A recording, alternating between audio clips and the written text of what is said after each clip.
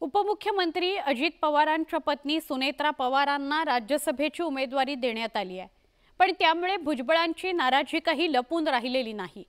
भुजबळ राज्यसभेवर जाण्याकरता इच्छुक होते, मात्र अजित पवारांनी भुजबळांऐवजी पत्नी सुनेत्रा पवारांना झुकतं माप दिलं। त्यामुळे आगामी काळात अजित पवारांच्या राष्ट्रवादी काँग्रेसमध्ये वादाची ठिणगी पडण्याची शक्यता नाकारता येत नाही। पक्षाच्या कार्यप्रणालीच्या निर्णयावरती तुम्ही नाराज आहात का? जो पक्षात माझ्या तोंडावरून दिसतंय काय तुम्हाला नाराज विराज काही नाहीये? ठीक आहे, पक्षामध्ये जे आहे सगळ्यांना बरोबर घेऊन चर्चा करून निर्णय घ्यायचे असतात। तुम्ही सांगितलं की नाही 13 लोक जे आहेत इच्छुक होते, आता 13 लोकांना उभं करणं शक्य आहे का? कुणाला तर एकालाच आपण करणार ना। तर सगळ्यांनी तो निर्णय घेतला की त्यांना उभं करा। प्रत्येक गोष्ट तुम्ही म्हणाल तुमच्या मनाप्रमाणेच होते असं नाही।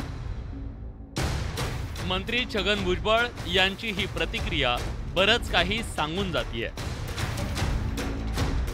राष्ट्रवादीनं राज्यसभेसाठी सुनेत्रा पवारांना उमेदवारी दिल्याची घोषणा भुजबळांनी केली।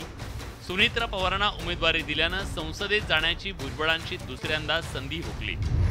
खरं तर छगन भुजबळ राज्यसभेसाठी इच्छुक होते। गेल्या 2 दिवसापासून राष्ट्रवादीत उमेदवारीवरून बराच खल सुरू होता।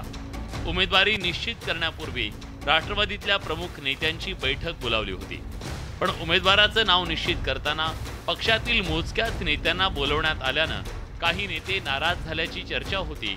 अखेर सुनेत्रा पवारांच्या उमेदवारीवर शिक्कामोर्तब करण्यात आलं।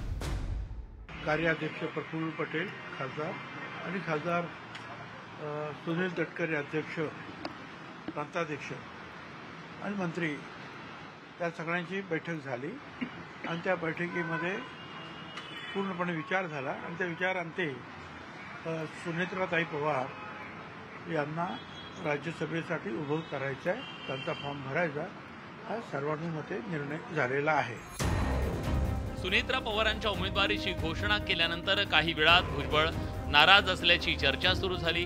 भुजबळांची समजूत काढण्याचा प्रयत्न पक्षातील प्रमुख नेत्यांकडून करण्यात आल्याचं बोललं गेलं। तसंच छगन भुजबळ, अजित पवार, प्रफुल्ल पटेल, सुनील तटकरे यांच्यात एक बैठक सुद्धा झाली। नाराज विराज काही नाहीये, ठीक आहे, पक्षामध्ये जे आहे सगळ्यांना बरोबर घेऊन चर्चा करून निर्णय घ्यायचे असतात। आणि हे जे आहे मी आज नाही 57 वर्षापासून शिकतो।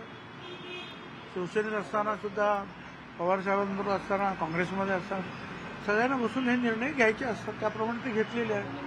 आणि त्यामुळे प्रत्येक गोष्ट तुम्ही म्हणाल तुमच्या मनाप्रमाणेच होते असं नाही। खरं तर नाशिक लोकसभेसाठी छगन भुजबळ इच्छुक होते।